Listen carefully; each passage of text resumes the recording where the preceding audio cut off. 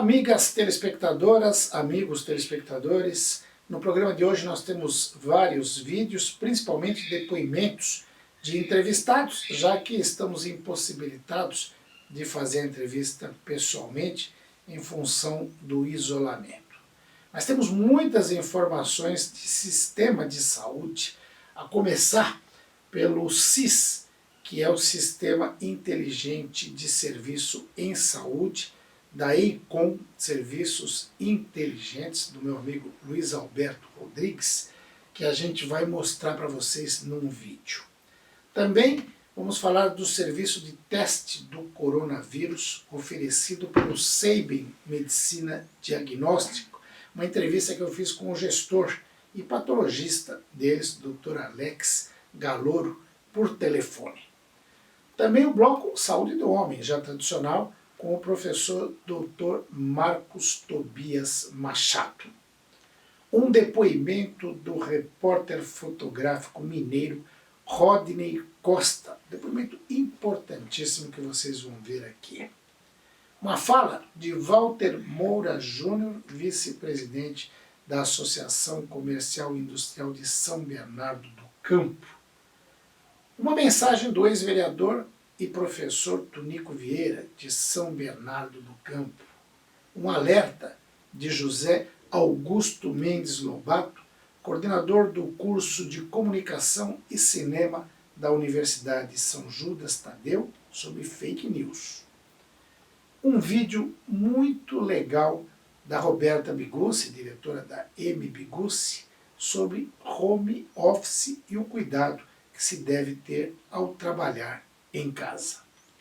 A gente começa com o vídeo da EICOM, mas antes eu quero contar que eu conversei com o CEO da empresa, Luiz Alberto Rodrigues, e ele me falou de uma outra ferramenta, um aplicativo, que permite um atendimento médico à distância pelo SUS. Isso mesmo, Serviço Único de Saúde. Esse aplicativo ele tem o objetivo de reduzir a frequência e agilizar o atendimento nas unidades de saúde. Um protocolo de triagem avalia os casos de coronavírus e outras doenças. O que era um privilégio de clientes da rede particular de saúde, a telemedicina agora está ao alcance de prefeituras e da população usuária do SUS.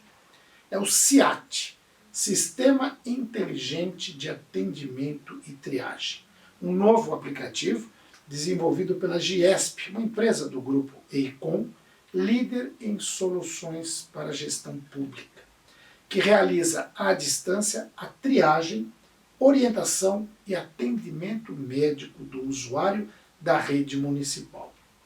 A tecnologia baseada em inteligência artificial e em protocolos clínicos de triagem possibilita a orientação a partir de um questionário interativo que analisa, por meio de uma central de atendimento clínico 24 horas, e indica se a pessoa precisa procurar um pronto-socorro ou se poderá realizar uma avaliação por teleconsulta, chat ou vídeo. Nos casos de encaminhamento para o pronto-socorro, o atendimento será mais ágil, já que a unidade terá no prontuário eletrônico a pré-triagem realizada no aplicativo.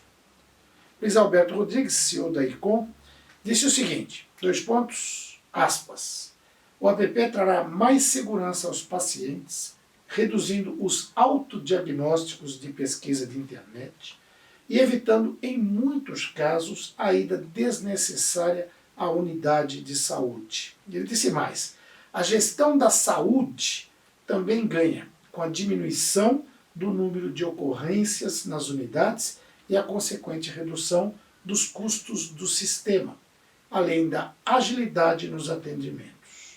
Por meio de uma central de inteligência e monitoramento, é possível fazer também a gestão de indicadores epidemiológicos e de atendimento, de uma forma georreferenciada, mapeando o perfil epidemiológico e de saúde da população, por meio da criação de um prontuário eletrônico dos atendimentos realizados.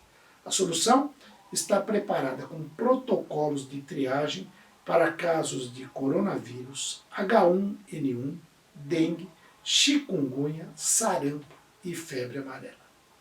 Por fim, eu falei com o Diego Oliveira, que é gerente de produtos da ICOM, que concluiu, abre aspas, a tecnologia é inovadora e permite que o administrador tenha um maior controle sobre a gestão da saúde. Com base no georreferenciamento, a ferramenta pode traçar um mapa de calor dos casos de epidemias ou morbidades frequentes em determinada região, permitindo ações planejadas. Agora, vejam o vídeo da ICOM sobre o SIS. Saúde de qualidade é um direito básico de qualquer cidadão. Felizmente, dispomos no Brasil de um sistema de saúde público acessível a todos. Porém, a realidade é que o nosso Sistema Único de Saúde, na prática, sofre com problemas de gestão. A maneira na qual ele opera afeta a qualidade do serviço no país. A modernização é hoje o principal meio para promovermos uma grande revolução. A automatização inteligente é a chave para que possamos estabelecer um padrão de saúde digno, que seja mais humanizado, organizado e eficiente. Foi a partir desse princípio que desenvolvemos a SIS Online, uma solução integrada de gerenciamento e monitoramento dos recursos assistenciais, administrativos e financeiros. Conhecer a estrutura local é o primeiro passo para uma boa administração. A solução promove a integração total da rede básica, especializada, hospitalar e de pronto atendimento. A partir de um diagnóstico detalhado, a ferramenta desenha um quadro geral das condições locais. Informações como o número de unidades de saúde e sua localização, quantidade de usuários por sexo e faixa etária, seus diferentes contextos econômicos e sociais, assim como infraestrutura e os recursos humanos disponíveis, nos ajudam a mapear e quantificar a demanda e oferta, seja ela por unidade ou da rede em geral. Se inicia então a etapa de reorganização, na qual os recursos são distribuídos de acordo com sua real necessidade. A ferramenta unifica e higieniza o cartão SUS e promove a interoperabilidade com o Ministério da Saúde e sistemas existentes. Nossa solução acompanha todo o fluxo do paciente durante o atendimento. Uma série de informações exigidas sobre o usuário resulta na padronização e melhoria da qualidade do serviço. Durante a recepção do paciente, o cadastro inteligente coleta informações relevantes de seu contexto clínico, social e ambiental. No momento da consulta, esses dados são consolidados em um histórico clínico inviolável e acessados através do prontuário eletrônico. Sua utilização no agendamento, encaminhamento para exames laboratoriais e diagnósticos, programas de saúde do governo, setor de vacinas e farmácia promovem a racionalização dos recursos assistenciais. A humanização é um dos objetivos mais importantes da SIS Online. As informações disponíveis dos usuários sensibilizam o profissional para com os problemas dos pacientes. Acreditamos que isso cria um vínculo forte entre as duas partes e garante melhores resultados nos tratamentos indicados. Finalmente, as informações coletadas são transformadas em indicadores de todos os tipos. Através da sala de situação gerencial, é possível visualizar a demanda reprimida, recursos disponíveis, qualidade do atendimento, acessibilidade e distribuição por unidade. Assim, é possível não somente tomar ações corretivas, mas cuidar da saúde de maneira preventiva, reduzindo custos e permitindo planejamento estratégico.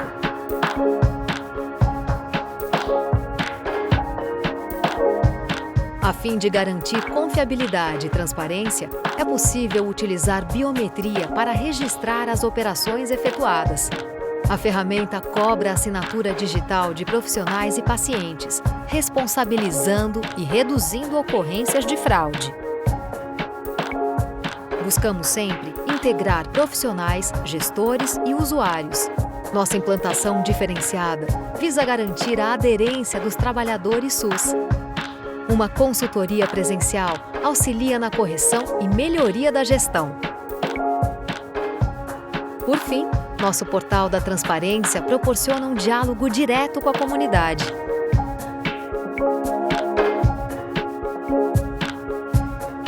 Confiar no serviço de saúde público representa uma revolução na vida do cidadão brasileiro. E nós, da CIS, acreditamos que governo e tecnologia devam trabalhar juntos para atingir esse objetivo.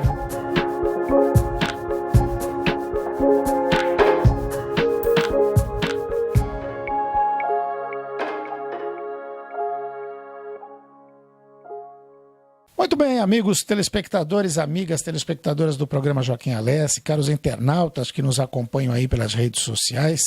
E hoje eu tenho a honra e a satisfação de entrevistar o Dr. Alex Galouro, que é patologista clínico e também gestor do Sabin Diagnóstico, Medicina Diagnóstica, né, que para o interior de São Paulo, inclusive para São Caetano do Sul. Então, a gente está falando especialmente para a população do ABCD. Eu estou falando por telefone, porque todo mundo sabe que hoje está difícil a conexão de internet, essas coisas todas.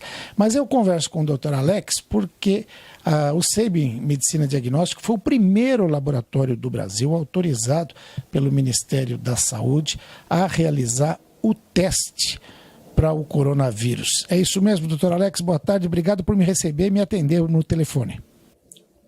Boa tarde, Joaquim. É um prazer, o prazer é meu de poder conversar com você e com o seu público. Sim, o Sabin foi um dos primeiros. A gente teve a abertura dos testes também por alguns outros laboratórios, o próprio Einstein, né, que fez o primeiro diagnóstico. Mas a gente passou a oferecer assim que começou a ter os casos aqui no mundo, né, com essa possibilidade da vinda do vírus para o Brasil. O Sabin tem uma área forte de desenvolvimento e pesquisa, já implantou o teste seguindo os protocolos da Organização Mundial de Saúde, como tem sido feito internacionalmente. Legal. Agora, por que o teste do coronavírus só pode ser realizado com pedido médico? A gente está com uma demanda muito alta, acredito que vocês devem estar acompanhando, da quantidade de pessoas que estão pedindo para realizar o teste. Como é uma doença que tem uns sintomas clínicos que podem ser confundidos com outras doenças, como a própria gripe, mas também alergia, né, que tem a rinite, ou pessoa que tem um resfriado qualquer, pode achar que está com o coronavírus. E a capacidade dos laboratórios em responder e fazer esses exames para todo mundo não é suficiente. Então, foi criado alguns protocolos de controle para que a gente tenha o teste disponível para quem realmente tem uma chance maior de ter o vírus. Agora, doutor Alex, por que o Sabin não realiza o teste molecular, que é o nome, né, para detecção do coronavírus nas unidades de atendimento? É uma forma de proteção para os outros pacientes, para os outros clientes. A gente, fazendo a coleta em domicílio, evita que o paciente que tenha suspeita de ter o coronavírus saia por aí e distribuindo o vírus para outras pessoas na rua, no transporte e principalmente nas nossas unidades. Então, a gente acredita que seja uma maneira até de proteção do paciente, dos outros clientes e da população em geral, né? Legal. Agora, o plano de saúde, ele cobre esse teste? A gente já recebeu, né, teve uma portaria da Agência Nacional de Saúde, que é quem controla quais são os testes que os planos de saúde têm que cobrir. Isso aconteceu na semana retrasada e os planos já começaram, eles são obrigados a cobrir, mas com esse protocolo, com o quadro clínico que a gente segue no pedido médico. Então, são restritos, a cobertura nesse momento está restrita para pacientes que tenham sintomas mais graves, como febre persistente, então mais de um dia de febre, e que tenha falta de ar. Tá certo. Agora, como e aonde é realizada essa coleta? Então, a gente, no grupo, tem ou a gente faz no domicílio ou faz no hospital. O procedimento de coleta em si é com um suave, e são cotonetes específicos, né, que a gente utiliza para fazer coleta também de outros materiais. A gente pega esse cotonete e faz a coleta de um cotonete nas narinas, na narina direita e na narina esquerda, e um outro cotonete a gente faz a coleta de material da garganta. Ótimo. Esses cotonetes são colocados num tubo de transporte específico e esse tubo que vai para a central onde faz a realização do exame em si. Ótimo. Bom, é sempre bom a gente ressaltar, né, que não é para todo mundo, não é para as pessoas ficarem procurando. Só quem tiver o sintoma é que deve procurar um médico para fazer o pedido de exame, né? Sim, sim. Atualmente a recomendação é essa, até de acordo com o protocolo e com a disponibilidade de testes que a gente tem no Brasil. O que o pessoal tem colocado em outros países e tem sido bastante debatido é que a gente tem muita gente que pode estar assintomático e já pode ter o vírus. Então, a orientação é que a gente conseguisse expandir essa testagem para uma população maior, porque essas pessoas que podem estar com o vírus e não sabem, pode estar distribuindo, pode estar infectando outras pessoas. Então, isso é uma coisa que tem sido discutido com a possibilidade de aumentar a oferta dos testes. Nesse momento, a orientação é essa, só quem está com febre ou falta de ar que poderia colher o exame, e como a gente não sabe quem que pode estar disseminando ou espalhando o vírus para a população, a recomendação é de ficar em casa, que todo mundo faça esse resguardo, porque dessa forma a gente está limitando a disseminação do vírus. Bom, o agendamento do exame é feito por um único e-mail, que é o coletaexterno@sabin.com.br, é isso? Isso. Cada unidade, né, cada regional tem a sua especificação, mas essa daí é um canal direto, né, com o agendamento. Um canal direto. Bom, agora nunca é bastante repetir, porque a gente tem que estar sempre lembrando as orientações. Enquanto médico, o senhor já falou dessa questão do pessoal respeitar a quarentena, ficar em casa. Que outras recomendações o senhor daria para os nossos telespectadores para a gente poder passar o mais rápido possível por essa crise aí? Então, Davi, eu acho que é importante, acho que a gente está cada vez mais a população sentindo a realidade e a importância da gente seguir as recomendações. Como é um vírus que tem essa disseminação e contaminação respiratória, ele é de uma contaminação muito fácil. Então, as recomendações atuais, né, essa de manter essa quarentena em casa, evitar contato com outras pessoas, evitar as aglomerações, que é onde facilita a disseminação. Em casa, a gente manter os hábitos de higiene que a gente já tem, de lavar as mãos antes das refeições, após qualquer atividade, né, que a gente tenha não usual. Vale a pena reforçar as higienizações da superfície, né, das mesas, do computador, porque conforme a gente fala, as gotículas que a gente expele pode ter vírus e ele pode ficar ativo nessas superfícies e nesses móveis que a gente tem em casa. Então, fazer a higienização pode ser com álcool 70, pode ser com hipoclorito, com água sanitária diluída. São algumas substâncias que podem inativar o vírus.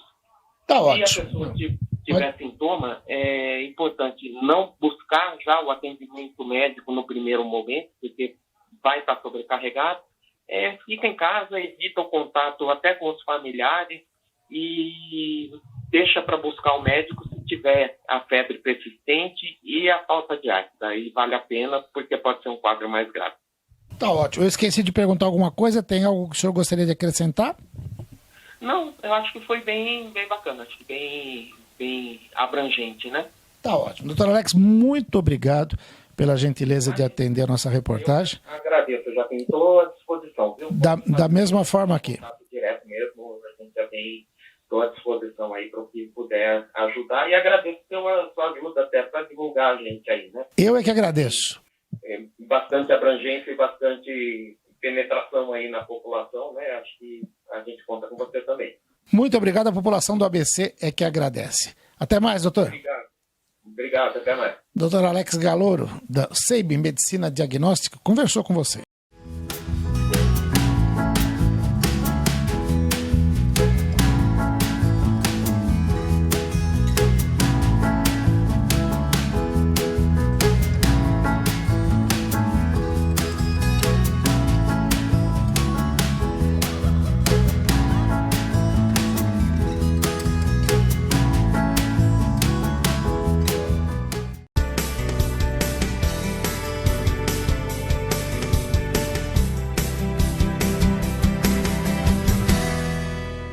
Muito bem, amigos telespectadores, amigas telespectadoras do programa Joaquim Alessi, caros internautas que nos acompanham pelas redes sociais, hoje eu volto aqui a Uroproctor, no Espaço Cerâmico, em São Caetano do Sul, para falar com o professor Dr. Marcos Tobias Machado. Professor, muito obrigado por me receber mais uma vez aqui. É sempre um prazer. Ótimo. Professor, eu vi um material aí divulgado pelo senhor a respeito de distúrbios de ejaculação. O que a gente pode falar e orientar os nossos telespectadores a respeito disso? Isso na verdade, é um distúrbio dos genitais masculinos dos mais frequentes, né? É muito frequente em indivíduos jovens. Na verdade, você pode ter distúrbios de ejaculação primários, que o indivíduo nasce com o problema e quando começa a ter atividade sexual percebe que tem um problema, ou os secundários, quando ele é normal, tem uma ejaculação normal e passa a ter ou uma ejaculação rápida ou uma ausência de ejaculação no tempo, né? Então, assim, a grande missão do médico num primeiro momento é identificar se esse distúrbio é uma coisa orgânica, causado por uma doença ou por uma medicação. A doença principal causa de distúrbios ejaculatórios é o diabetes, né? E as doenças neurológicas que vão diminuir a emissão do sêmen, então às vezes não sai o sêmen ou sai pouco sêmen, né? Drogas, medicações, né? Antidepressivos, outro tipo de medicações adrenérgicas que às vezes contraem o colo da uretra e aí o sêmen não é emitido, né? Então você tem uma série de condições físicas que podem causar isso, do distúrbio mesmo, que é um distúrbio psíquico, né, como a ejaculação precoce ou ejaculação rápida, que a gente diz.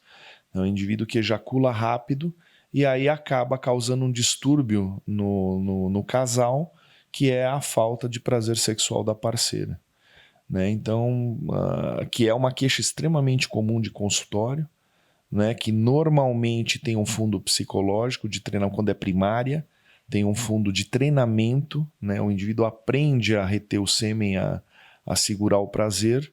Tem várias técnicas para isso, né? Estimular bastante a parceira para que possam ter o orgasmo juntos, né? Fazer as preliminares, ele controlar, né? Com manobras, às vezes para de fazer a atividade da penetração para parar, para poder recuperar tempo para poder ejacular. Então tem uma série de coisas que normalmente junto no tratamento tem um tratamento psicológico.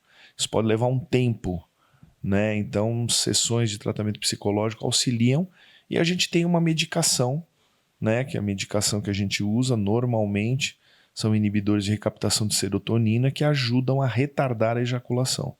Então, às vezes, numa fase aguda, a gente entra com a medicação, o indivíduo já melhora, mas ele só vai melhorar do distúrbio mesmo se ele resolver a parte psicológica. Às vezes ele fica estressado, às vezes é uma parceira nova, ele fica ansioso demais, aí acaba ejaculando rápido. Às vezes um relacionamento de muito tempo passa a não ser tão prazeroso, o indivíduo às vezes ejacula rápido, é um mecanismo de defesa do corpo mesmo. Tem uma pergunta muito normal quando se fala disso, que é se existe um tempo para definir o que é ejaculação precoce ou não. Eu não sei se esse é bem a forma correta de abordar o assunto, né? Porque parece que você tem aí uma questão matemática, de 5 minutos, 2 minutos, 3 minutos. Não, eu acho que o fato, essa questão psicológica de poder prolongar ao máximo o prazer, né, é muito mais importante do que ficar medindo o tempo, você não acha, não? Na verdade, existe isso, tem a questão do tempo, que é uma questão de média de ejaculação populacional. Mas na prática não funciona muito bem. O que funciona bem é o casal com prazer. Né? Se você conseguir ter o prazer do casal, ele pode ter uma relação rápida da primeira, na segunda vez ele já vai mais devagar, já vai com mais cuidado.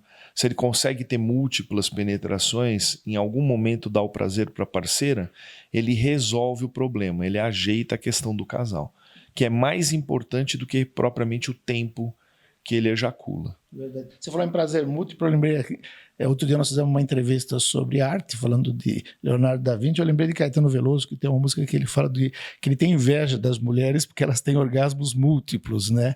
E realmente tem essa diferença entre a fisiologia feminina e a fisiologia masculina, correto? Ah, sim, não tem dúvida. Na verdade, o homem tem uma excitação muito rápida, um orgasmo rápido e cai a excitação muito rapidamente. Até pelo órgão ser externo.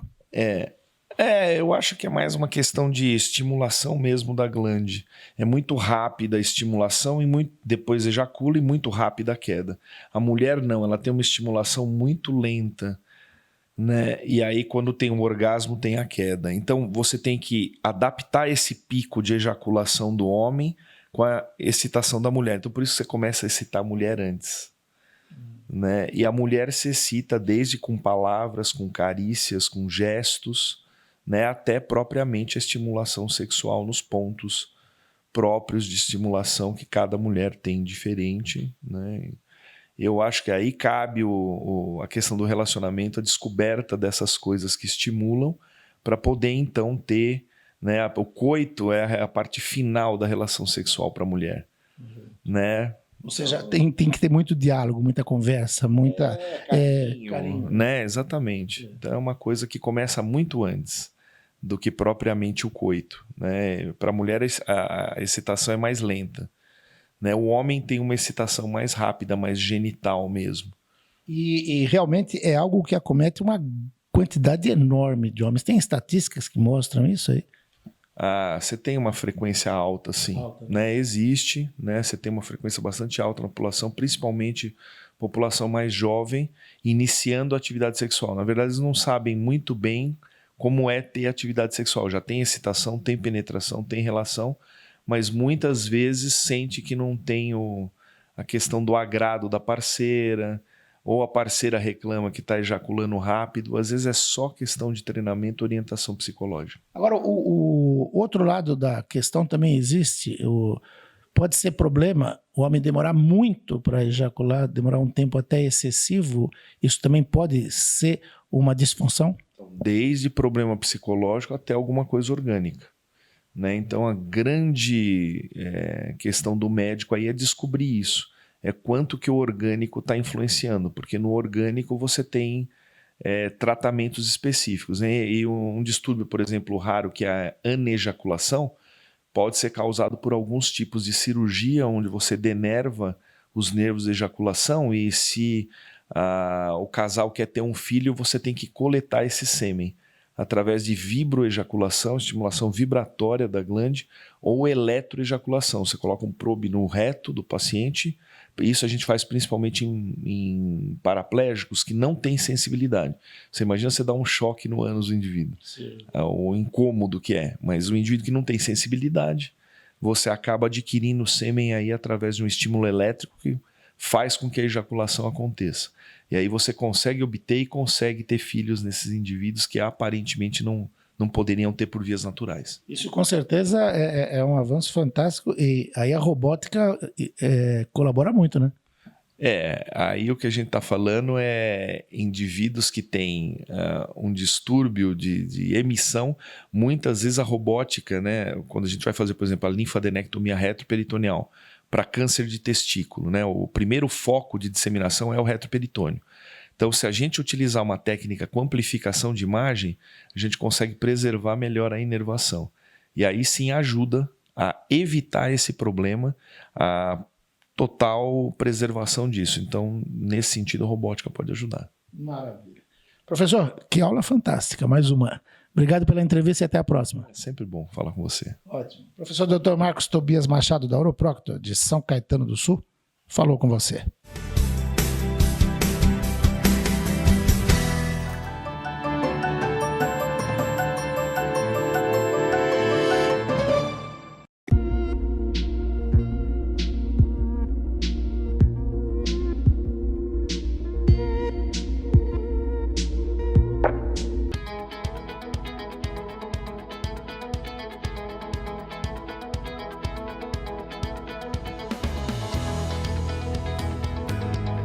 O estande do prédio mais moderno e inovador do Tatuapé já está aberto. A Patriani convida você para conhecer o Platina Patriani.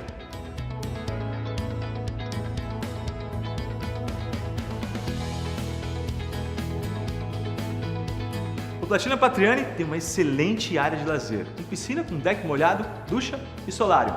Churrasqueira externa com forno elétrico de pizza, geladeira, chopeira e bancada em granito.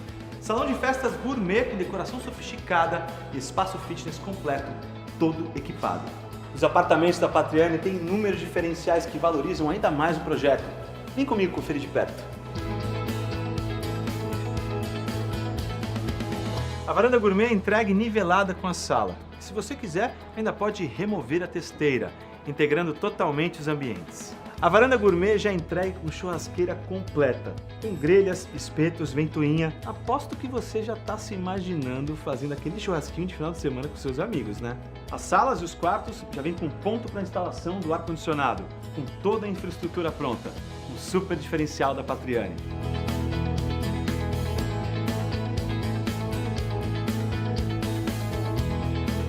A área de serviço é separada da cozinha e ambas contam com janela, favorecendo a iluminação e ventilação natural. E falando em iluminação e ventilação natural, as janelas da suíte são maiores que o tamanho padrão do mercado, melhorando ainda mais o ambiente. São tantos os diferenciais que a Patriani oferece. Vem conhecer de perto o Platina Patriani e tomar um café com a gente. Estamos na Rua Platina, número 151, a 2 quadras do Shopping Metrô Tatuapé. Vem!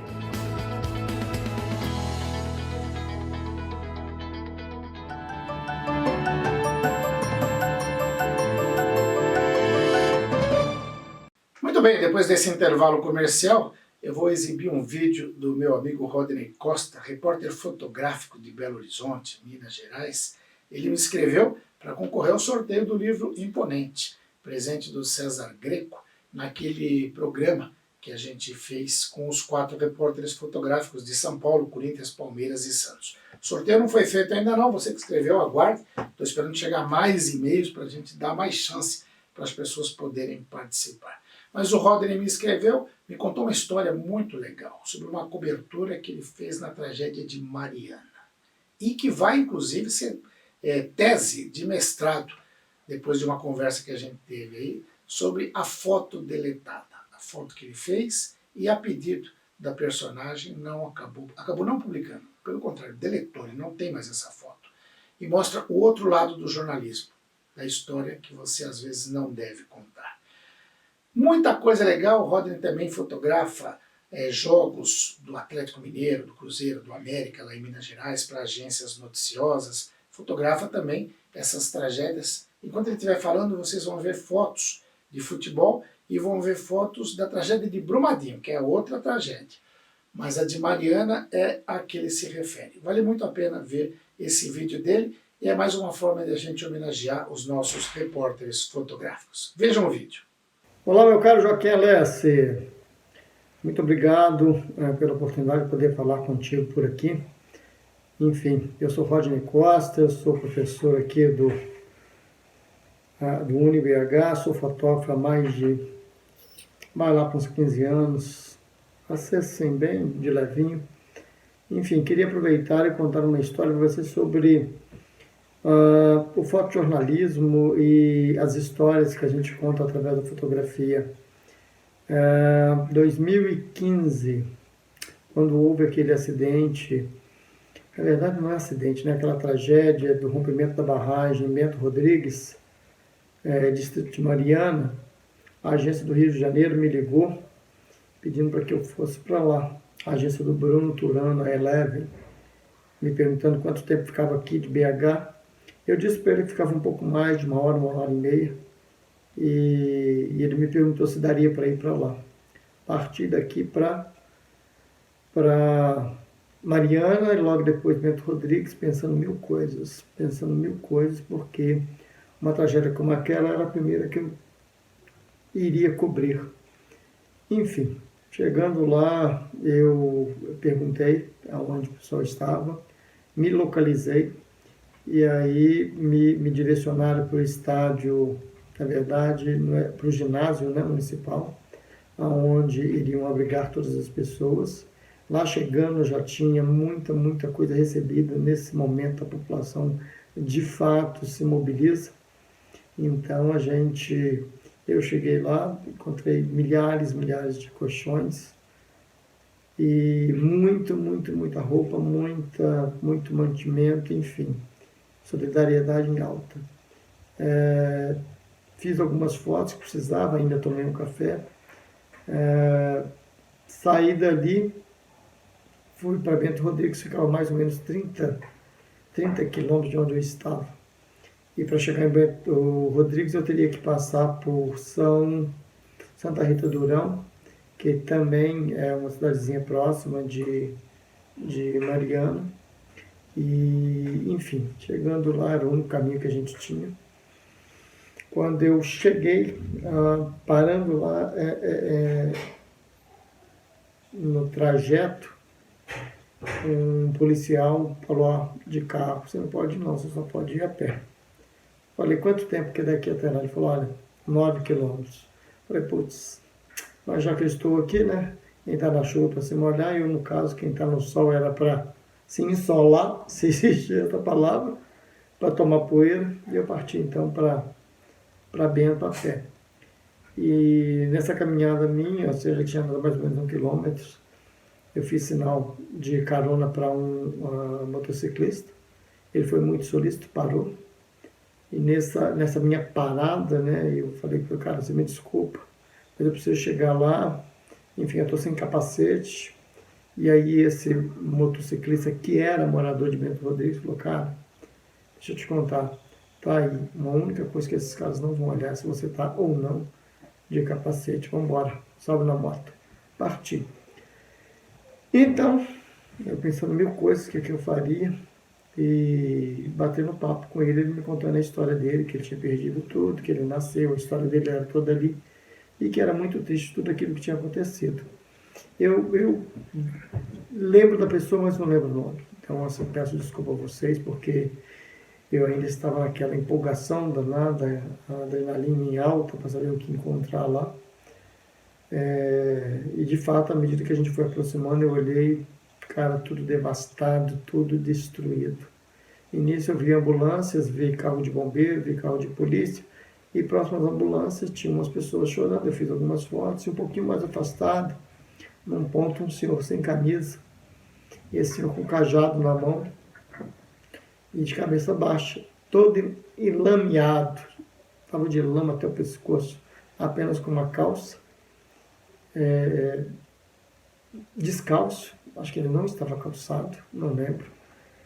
Enfim, e aí eu apontei a câmera, ele estava numa posição onde o sol estava vindo de cima, estava uma luz interessante sobre ele, e eu fiz a foto. Quando eu fiz a foto, com um clique na câmera, ele levantou o rosto, olhou para mim, veio na minha direção, com um cajado. Eu fiquei meio assustado, falei, deu ruim, né?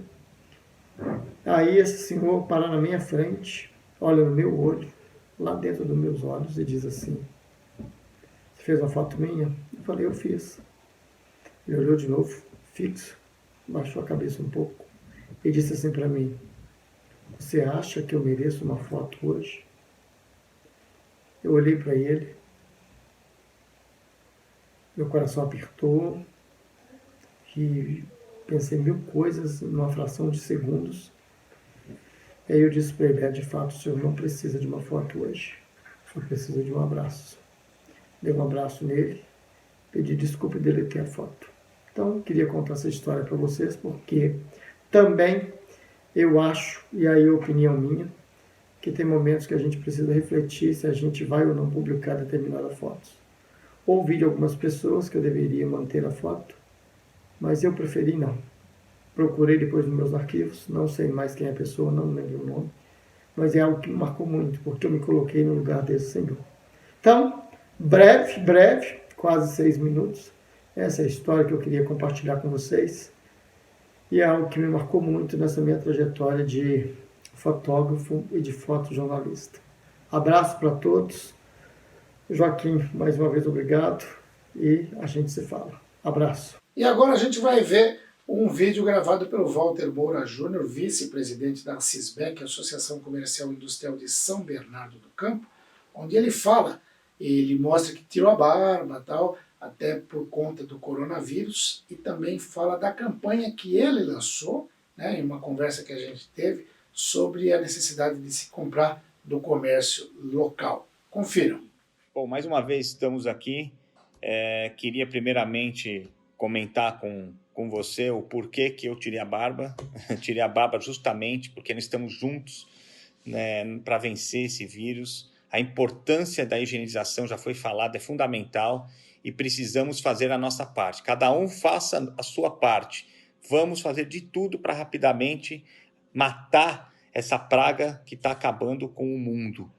Por outro lado, também queria dizer para você que a campanha de compra no comércio local está indo muito bem, as pessoas estão aderindo, as pessoas estão conscientes, estão comprando, e isso é bom, porque mais de 60% dos empregos estão nesse comércio, e a gente fazendo com que esse comércio de bairro, esse comércio pequeno não feche, nós estamos dando também uma contribuição muito grande para a nossa cidade, São Bernardo do Campo, para o nosso país, principalmente quando nós sairmos dessa crise.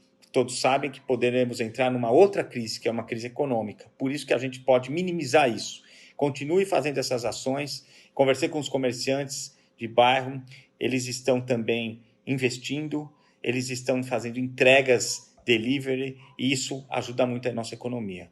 Obrigado, parabéns e vamos continuar lutando contra essa guerra, contra essa praga. Um abraço. Eu pedi para o professor de economia, economista, meu amigo, professor Ramon Barazal, para fazer uma análise desse momento da economia durante o período da crise do coronavírus, aquilo que a gente pode esperar para depois desse período. É uma análise muito interessante que vale a pena ser vista. Confiram. Olá, meus amigos do programa Joaquim LS. É um prazer novamente a gente se encontrar, só que infelizmente dessa vez numa situação bastante delicada, bastante conturbada, não no Brasil, mas enfim no mundo todo em função desse vírus, desse acontecimento de natureza de saúde pública. De qualquer forma, vamos falar um pouquinho sobre economia e vamos encarar especialmente como fica ou como ficará a situação tanto de consumidores quanto de empresas. Do ponto de vista dos consumidores, a gente recomenda que, evidentemente, em primeiro lugar, façam um filtro muito mais acentuado dos seus compromissos, especialmente aqueles ligados a compras. Compre o essencial, compre o necessário e, claro, deixe de lado, evite tanto quanto possível as compras de produtos desnecessários ou supérfluos, né? E, de outro lado, é preciso considerar também que há determinados compromissos que as pessoas, eu estou me referindo às pessoas físicas, né, têm, por exemplo, em relação a impostos e coisas dessa natureza. Acredito que, em relação a impostos, para quem tem o seu automóvel, já deva ter liquidado o assunto do IPVA. Mas vem pela frente o imposto de renda para quem faz a sua declaração anual e tem que cumprir com esse compromisso, evidentemente, junto à Receita Federal. No que respeita ao imposto de renda, você pode ter restituição ou você pode ter imposto a pagar. No caso de restituição, o nosso desejo e o nosso pedido, inclusive, já enviado às esferas governamentais, é aquela que vai no sentido de que a restituição para as pessoas todas no Brasil inteiro sejam feitas de forma mais rápida possível, dando preferência aos mais idosos, às pessoas acima de 60 anos. E para aquelas pessoas que têm imposto a pagar, agora é a hora de você pensar em dividir esse imposto num número relativo ou razoável de prestações. Não pagar de uma vez só, é isso que eu quero dizer. Procure fazer um alongamento dessa dívida. Do ponto de vista das empresas, é preciso considerar que nós temos empresas com duas situações bem distintas nesse momento. Em primeiro lugar, aquelas empresas que têm algum capital de giro, quer dizer, têm alguma reserva e, portanto, podem superar a crise com mais facilidade. E, em segundo lugar, aquelas empresas que não têm esse capital de giro e cuja reserva ou é muito pequena ou é nula. E aí a gente se refere especialmente às empresas de pequeno porte, né? Microempresas, que terão maior dificuldade em relação a isso. Bom, as empresas que vão ter maior dificuldades em relação a isso, quer dizer, as empresas de micro porte, empresas pequenas, enfim, a nossa recomendação é que busquem alternativas, inclusive as alternativas que estão sendo oferecidas pelo próprio governo, né, para que o período de dificuldade seja suplantado.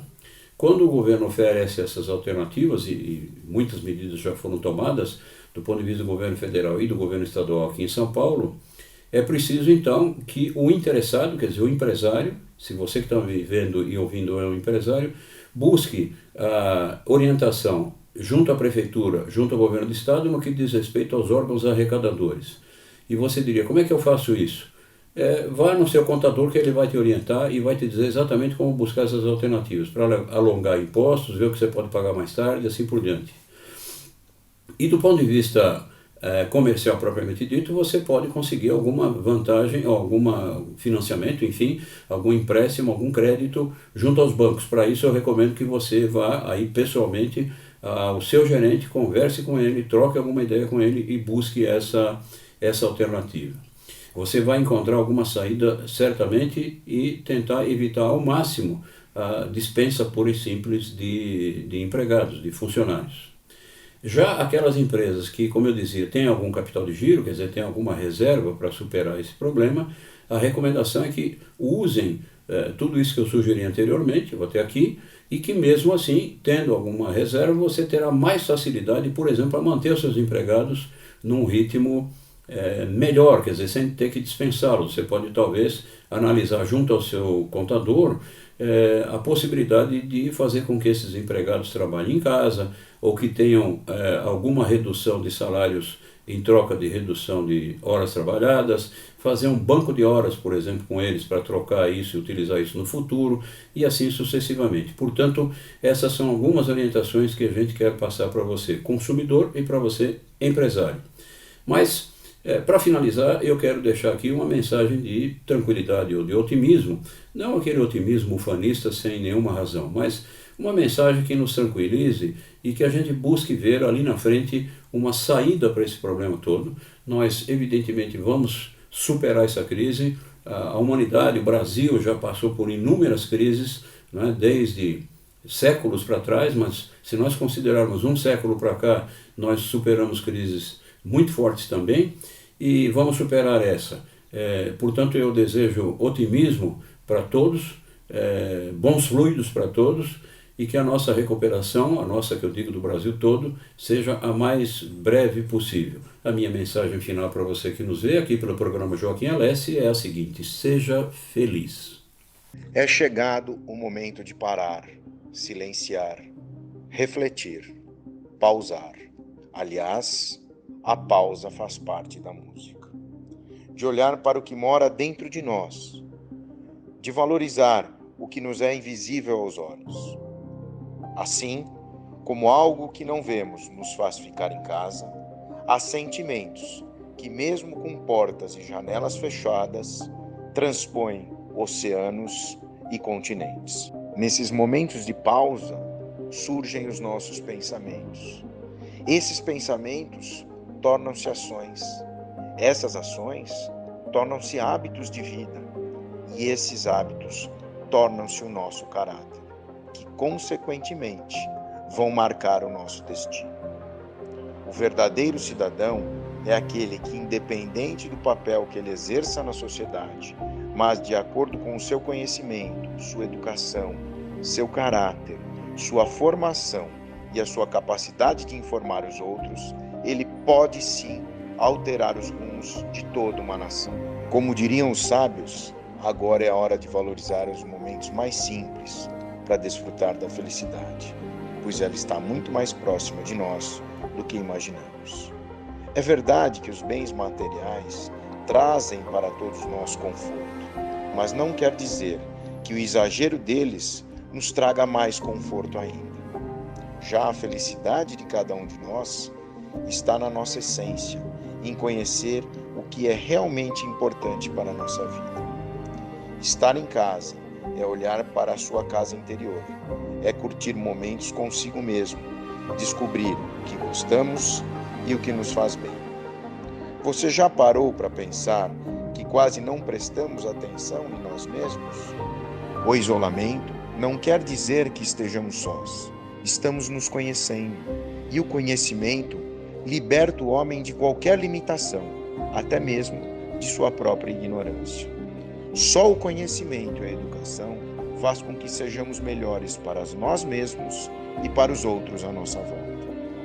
Refletir sobre a nossa educação, sobre quem somos, é fundamental nesse momento, para que não criemos pânico e no lugar tenhamos hábitos de noção de higiene, de trato com as pessoas e de solidariedade com os outros. Em relação à economia, acredito que o momento é de prestigiar os pequenos empreendedores, porque as grandes empresas têm estrutura, caixa e capacidade suficiente para sobreviver a essa crise.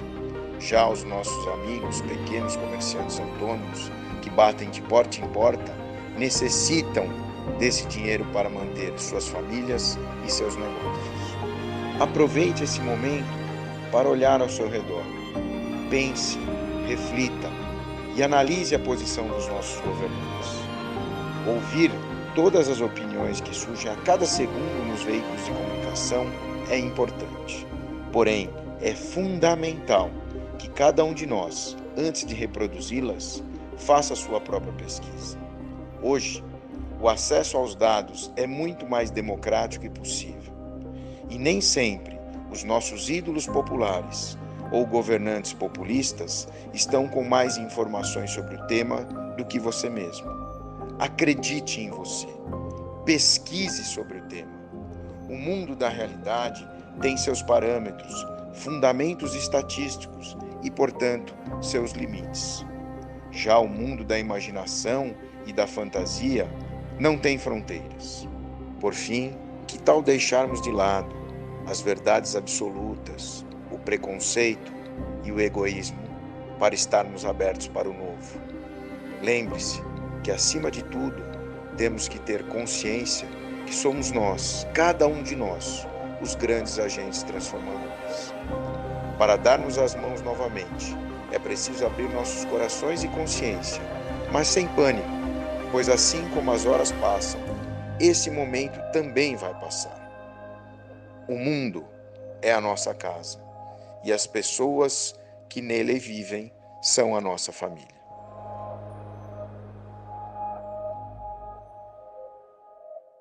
Olá, Joaquim, eu sou José Augusto Lobato, Guto Lobato, sou coordenador dos cursos de Comunicação e Cinema da São Judas, da Universidade de São Judas. Realmente esse é um momento de crise e, como todo momento de crise, ele é um momento de teste para verificar a forma como a população em geral lida com a circulação de informações, especialmente em contexto de redes sociais, de conexão digital. A circulação de informação inverídica, imprecisa, ela está muito ligada com a própria democratização dos meios de comunicação. Então, claro que existe um viés positivo no fato de a informação poder circular por vias extraoficiais ou por vias fora dos grandes veículos de comunicação para a população ter acesso, mas momentos como o que a gente está vivendo, em que existe muita informação pulverizada sobre formas de tratamentos, evolução de casos, situações locais, contextos da pandemia e informações dos órgãos, das autoridades competentes do Brasil e também dos órgãos de saúde internacionais, caso da OMS, existem muitas fontes de informação. Então, na mesma medida que as fontes de informação se amplificam, também se amplifica o potencial de ruídos e de uma comunicação que não leva, de fato, aquilo que é necessário. Então, agora é um momento muito importante para a população saber verificar a procedência das informações. A gente tem bases de dados muito confiáveis hoje em todos os sites dos principais veículos de comunicação. A gente tem as emissoras de rádio e TV dedicando 90% do seu tempo no ar para falar de coronavírus.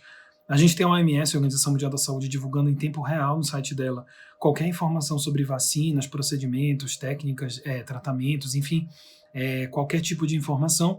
E os governos ainda são, né, via Secretarias de Saúde ou Ministérios, são a principal fonte para a gente saber quantidade, incidência e gravidade dos casos. Então, tudo aquilo que circula pelo WhatsApp, você só deve confiar de fato se vier uma indicação da fonte e se a fonte for um veículo de comunicação já conhecido pela população ou que seja um órgão oficial divulgando essa informação. O que a gente tem que tomar o máximo cuidado nesse momento é com o impacto social da circulação de informação imprecisa.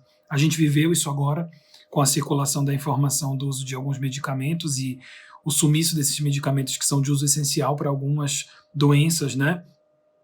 Isso aconteceu nas farmácias do Brasil já concretamente, tudo por conta de uma informação ainda imprecisa. Então não é só a informação falsa que prejudica num momento como esse, mas também a informação distorcida, imprecisa, ainda não verificada por pessoas tecnicamente qualificadas para isso. Então a gente tem que tomar o máximo de cuidado. E a principal preocupação que a população tem que ter nesse momento a gente não pode entrar em pânico.